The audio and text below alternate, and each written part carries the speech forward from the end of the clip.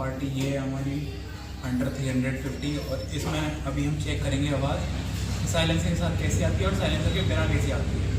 देखिए अभी साइलेंसर के साथ थी तो आप सबने सुनी भी होगी और मैं बाकी सुना दे रहा हूँ। इधर दिखाओ तो